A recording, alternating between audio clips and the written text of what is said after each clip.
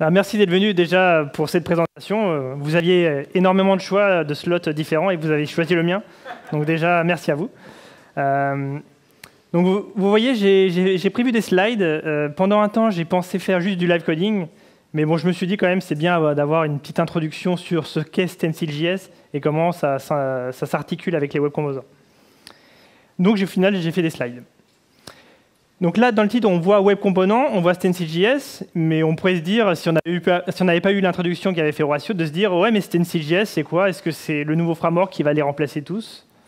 Bah, bien sûr que vous l'aurez bien compris, ce n'est pas le cas. Les Web Components, c'est plus quelque chose qui va être complémentaire avec les frameworks qu'on utilise au jour le jour. Donc ça, c'est moi, hein, Thomas Champion, développeur full stack JS. Ça va faire 4 ans maintenant que je suis à Publicis Sapient Engineering, feu Xebia. Et donc, si vous voulez me contacter sur Twitter, c'est mon Twitter et je partage pas mal de choses de tech. Donc, n'hésitez pas à me suivre, à me follow, comme on dit.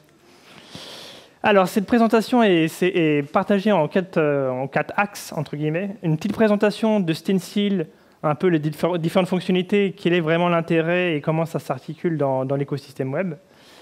Une démo, c'est ça le plus intéressant, c'est un peu de live coding. On va essayer de créer un composant ensemble. Et on va voir un peu peut-être les limites qu'il peut y avoir avec cette technologie. Et après, on va parler de packaging pour aller au bout de ce qu'est Stencil. Et un petit takeaway pour comprendre un peu où est-ce qu'on va avec tout ça. Alors Stencil, j'ai sous-titré la solution complète, parce qu'en fait, c'est vraiment une bibliothèque qui va apporter énormément d'outils pour faciliter la vie aux développeurs. Donc, en gros, on parlait tout à l'heure de Web Composants, c'est un standard, mais c'est un standard qui est très bas niveau. Et en plus, on parlait tout à l'heure de polyfill, etc. Et on se dit, ouais, mais je dois apporter énormément de choses pour pouvoir créer des composants. Et ben, Stencil, c'est la solution qui va apporter un cadre en fait, à tout ce développement autour des Web Composants.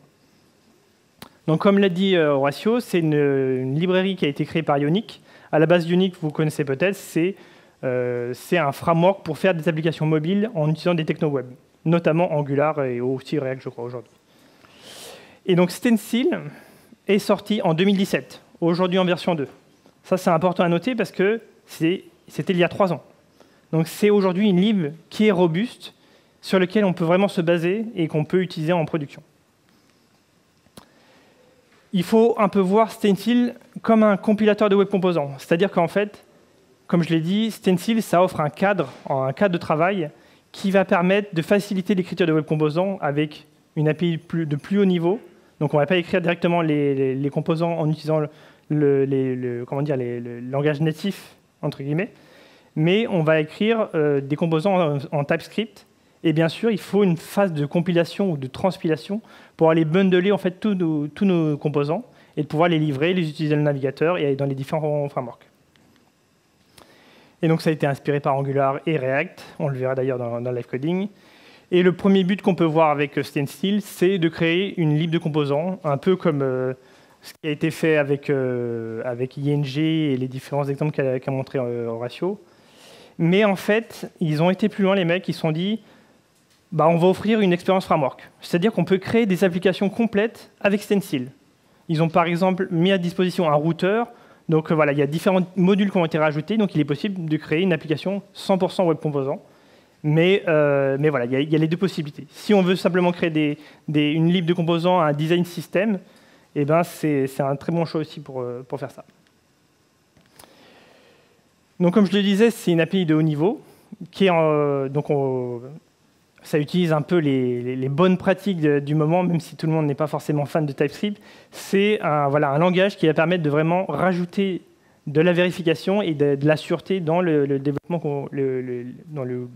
qu'on fait au jour le jour. Et on verra l'exemple par la suite.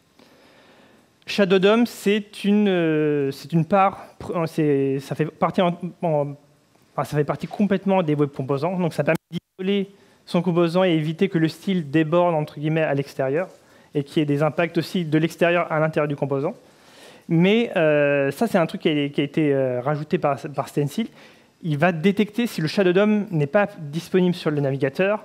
Il va passer sur un fallback qui va permettre de simuler une isolation, un peu comme ce que fait Angular d'ailleurs, c'est-à-dire préfixer tous les styles, toutes les classes, avec des chaînes random qui va permettre d'essayer d'imiter un peu l'isolation.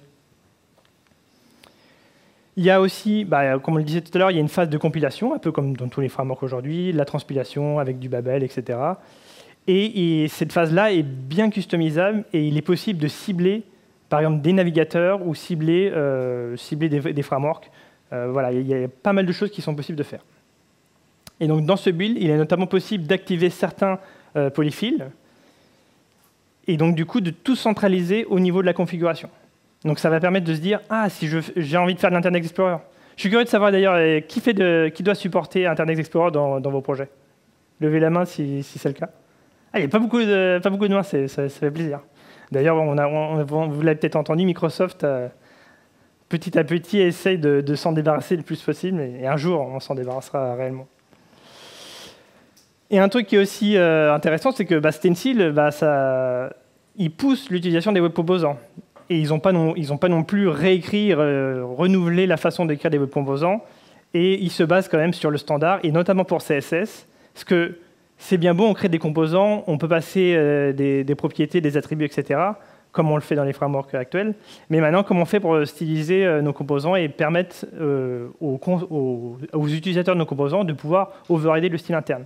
Pour ça, on va utiliser les custom properties, ou aussi ce qu'on appelle les variables CSS. Et il y a aussi les shadow parts. Ça, c'est un truc qui est plutôt récent, qui n'est pas forcément aussi supporté que les web composants, mais ça viendra. Voilà, c'est un peu l'avenir du style pour les web composants. Donc on va passer à la démo. Oups. Alors, concrètement, à quoi ça ressemble un composant dans Stencil? Alors on va se mettre en mode présentation, ça sera peut-être plus visible.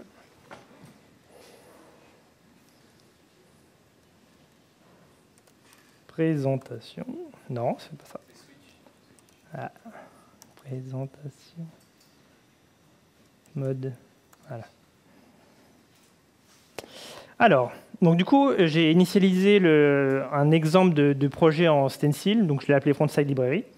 Et il y a énormément de choses, de boilerplate, qui sont déjà initialisées. Et il donne notamment un exemple de composant qui s'appelle MyComponent, c'est original. Et un truc qui est intéressant, c'est qu'on a notre composant qui est myComponent.tsx. Donc on disait tout à l'heure, c'est du TypeScript.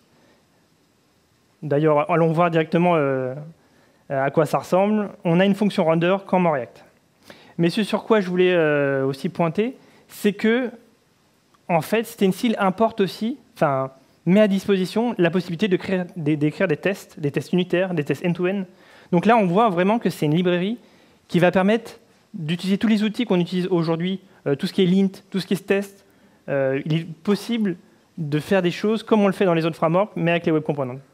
Donc on a vraiment une expérience développeur qui va être au top pour créer nos composants, nos web components. Donc maintenant, essayons d'écrire un web component.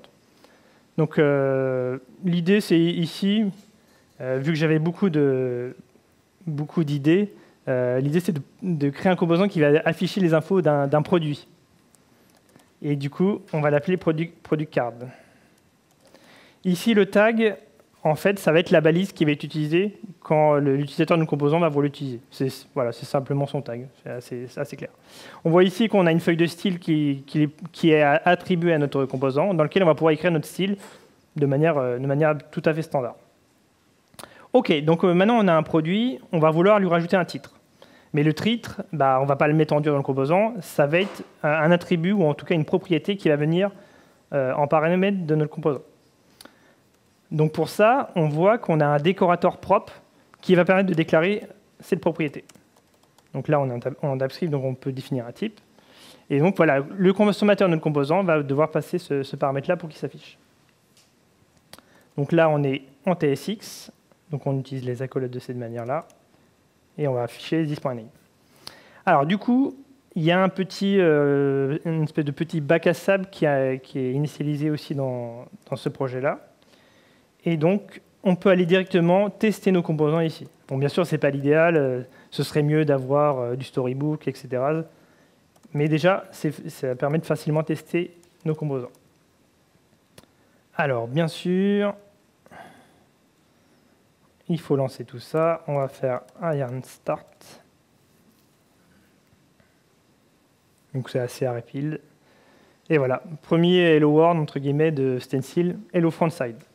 Bon, c'est bien beau, mais alors il est passé où mon IDE? Il s'est échappé.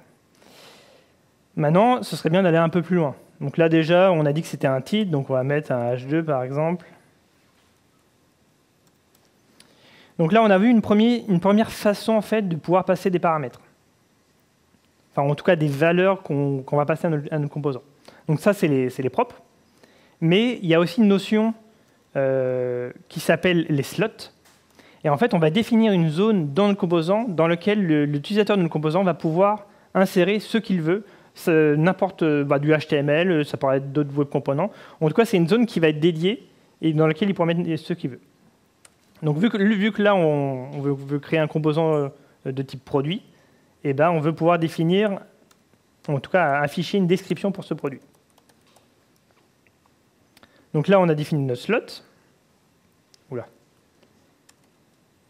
Et donc, du coup, si on retourne dans notre index HTML, on va pouvoir remplir cette zone. Donc là, par exemple, on va mettre un paragraphe. Et il y a un attribut qui s'appelle slot, dans lequel on va donner le nom de la zone en question. Voilà. Donc on voit que ça fonctionne. Je comprends pas pourquoi tu me dis ça. Hello frontside, vous êtes là? Vous êtes toujours réveillés? OK. Donc bon, c'est bien beau, on peut faire rentrer des choses dans le composant, mais est-ce qu'on peut faire sortir des choses? Alors pour ça, ce serait bien d'avoir un bouton qui permet d'ajouter le produit au panier, par exemple. Mais bon, si je fais un bouton de base du navigateur, bah, c'est pas très joli. Et déjà que le composant de base, il n'est pas très joli. Du coup, est-ce qu'on n'essaierait pas simplement d'utiliser d'autres composants?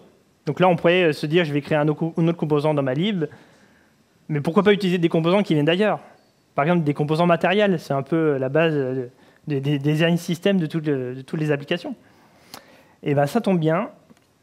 J'ai importé déjà dans le package JSON un composant button qui vient de matériel. C'est la lib, c'est le pendant de la lib qu'on utilise aujourd'hui en Angular en React. Et ben, il y a une version web component. Et ben, du coup, on va rajouter notre bouton. Add to card. Et on va mettre. Bien sûr aussi, ils ont des attributs qui permettent de styliser leur composant. Et donc là, on voit que ça marche très bien. Et ben, ça ne marche pas évidemment parce que je n'ai pas importé le web component en question. Alors là, du coup, ce qu'on fait, c'est qu'on l'importe et il va être chargé dans le navigateur pour qu'on puisse l'utiliser. Alors qu'avant, j'avais juste une balise, le navigateur traite ça comme si c'était une div, et du coup, ça donne rien. Donc maintenant qu'on a importé le web component, ça devrait mieux marcher. Voilà. Un très beau bouton. Maintenant, on va pouvoir ajouter un événement sur ce bouton-là, pour pouvoir notifier que l'utilisateur a cliqué sur ce bouton. Donc pour ça, on va utiliser des événements. Donc là, on peut s'abonner au onClick sur ce bouton-là. Pour ça, eh ben, il faut qu'on crée une fonction qui va être appelée. Voilà. On va mettre un petit alerte, hein, parce que ça, c'est la programmation futuriste. Et donc, quand on clique dessus, alors je crois qu'il est un peu... Voilà. Ça fonctionne. Merci beaucoup d'être venu. À bientôt. OK, bon, c'est bien beau. Là, on peut afficher des trucs, mais bon, on veut quand même notifier maintenant l'utilisateur de ce composant et pouvoir déclencher l'ajout au vrai panier. Bon, il n'y en a pas pour le moment, mais ça va venir. Donc pour ça, on peut définir des événements custom avec le déclarateur event. Donc là, on va définir l'événement add to card et on va utiliser le type event emitter, comme en Angular. Je vous disais tout à l'heure qu'il s'était inspiré un peu. Donc pour ça, il faut faire l'import, bien sûr. Et donc dans mon handle click, ici, je vais émettre l'événement. Et donc pour émettre l'événement, bah, on peut lui donner une valeur, donc ça va être le nom du produit. Donc si je viens là, bah, j'ai toujours mon truc. Enfin, le hot reload, il n'est pas ouf sur le index.html. Voilà, quand je clique dessus, il ne se passe plus rien. Bah, ce serait bien quand même de pouvoir s'abonner à cet événement. Donc pour ça, on va faire une version très rapide et après on ira un peu plus loin. On peut très bien utiliser du coup, le query selector ici pour aller récupérer notre élément du DOM. Donc product card. On va faire un add event listener. L'événement c'est add to card. Et on va remettre un alerte. Voilà. Je suis très inspiré pour les noms. Et donc si on rafraîchit, on clique et ça fonctionne. Donc là, on a trigger un événement custom. Donc c'est pas un clic ou un focus ou je ne sais quoi. C'est un événement custom et ça fonctionne de base dans JavaScript depuis longtemps. Un autre truc rapide. Alors il est killer. J'ai 8% de batterie. Je suis un peu à la bourre, je pense. Non ? Ok. Ok, bon, je voulais vous montrer un truc sur les styles, mais on verra plus tard, peut-être à la fin, si on a le temps. Maintenant, ça pourrait être intéressant d'utiliser ce composant dans un vrai projet. Bah, ça tombe bien sous la main, j'ai initialisé un projet en React. Donc c'est du TypeScript, pourquoi pas. C'est gentil. Alors, du coup, on a une application app dans laquelle on va vouloir importer notre composant. Donc, en théorie, voilà, ça devrait donner quelque chose comme ça. Name, frontside, React. Mais bien sûr, il faut pouvoir importer notre librairie, enfin notre composant, pour l'utiliser dans l'application React. Alors, vu qu'on est en dev, ce qu'on va faire, c'est qu'on va utiliser npm link, ou YARN-link, hein, peu importe ce que vous utilisez, qui va permettre en fait de déclarer notre librairie de composants dans le node module global et qui va pouvoir être utilisé ensuite dans n'importe quel projet qui sont sur la machine. Donc si je vais dans le code source React, je vais faire un yarn link et ici on donne le nom du paquet. Donc c'est frontside library. Voilà. Et donc ensuite, bah bien sûr, vu qu'on a l'importé, il faut pouvoir déclarer les composants qui viennent de cette librairie. Alors pour ça, il y a une fonction qui s'appelle define custom element, qui est en fait exposée par le bundle de notre application. Et donc là, on voit que ça effectue un import. Et c'est ça qui va déclarer dans le browser, qui va charger tous les web composants qui sont déclarés dans notre librairie. Alors, il ne faut pas oublier aussi de lancer le build. On va faire un build watch. Comme ça, si on a le temps, on pourra faire du hot reload. Et par ce biais-là, en fait, le fait de lancer le build en mode watch côté stencil, en fait, à chaque fois que vous allez développer, vous allez modifier votre composant, ça rafraîchira l'application React correspondante. Voilà. Donc maintenant, si on lance notre application React,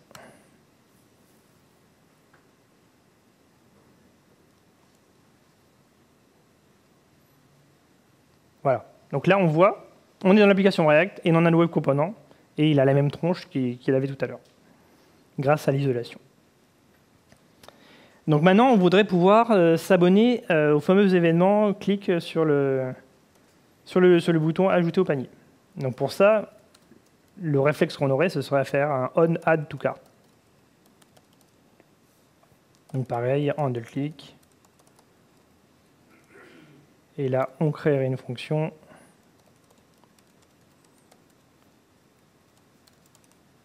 Un petit alerte from React. Voilà. Et donc, qu'est-ce qui se passe si je clique? Il ne se passe rien. Alors, ce n'est pas un effet démo. C'est lié en fait à un problème de React qui a un support des web composants qui n'est pas au top encore aujourd'hui. Il y a encore quelques petits soucis. Et en fait, ce qu'on devrait faire pour résoudre ce problème ici, ce serait utiliser une référence pour pouvoir récupérer l'élément du DOM et pouvoir faire le add event listener qu'on a fait tout à l'heure.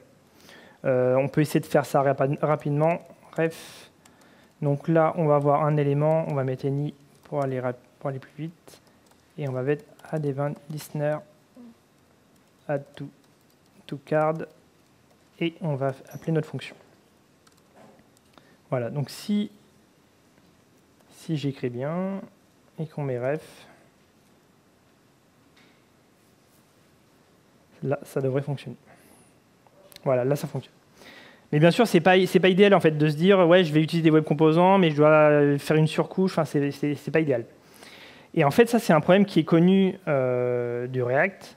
Et justement, le style que vous montrez tout à l'heure, Horatio, c'est Custom Element Everywhere, qui permet de lister des différents tests des web composants dans différents frameworks. Donc, il y en a un paquet.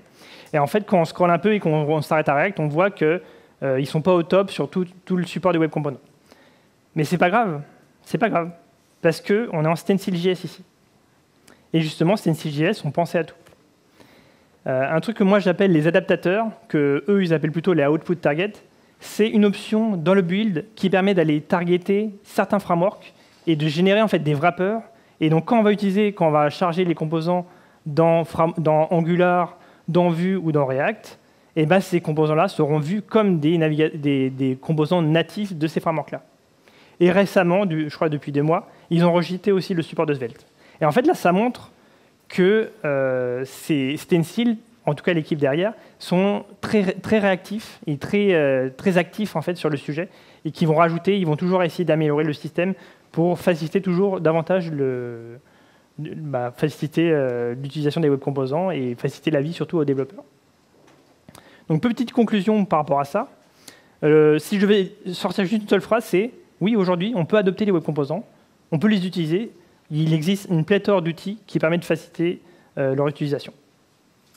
La technologie est mature, je ne l'ai pas dit en introduction, mais c'est une technologie qui date de 2016. Donc ça fait 4 ans qu'en fait les web composants existent. Donc aujourd'hui, au final, il faut arrêter de se dire ouais, c'est un truc nouveau. Ce n'est pas du tout nouveau. Et c'est même plus vieux que ES 2015, c'est dire. Et le but n'est pas, comme on l'a vu avec Horatio, n'est pas de remplacer les frameworks. L'idée, c'est plutôt de créer des web composants pour faire des libres de composants qu'on puisse réutiliser dans différents projets. Et en fait, moi, je pense qu'on peut aller plus loin. Là, on se dit, ouais, on va faire une librairie de web composants, on va définir un design system, ça paraît ambition, entre guillemets, comme projet. Mais en fait, on peut se dire simplement que dans tout projet, on peut très bien faire tous nos compos UI comme étant des web components. Donc se dire, j'ai mon projet en React, toute la partie UI, c'est des web components, et le jour où il y a un deuxième projet qui se monte à côté, bah, je peux utiliser ces web components dans le projet. Donc en fait, il peut y avoir un design system qui se monte de manière incrémentale. Et aussi, lors des migrations, si on veut changer de framework, si on passe de AngularJS à Angular, si à l'époque on avait eu les web components, eh ben, ça aurait réduit carrément le coût des migrations. On n'aurait pas eu à migrer la partie UI parce que ça aurait été des web components. Donc en fait, aujourd'hui, c'est vraiment une alternative pour créer des applications avec des composants UI. Donc pensez aux web components. Merci.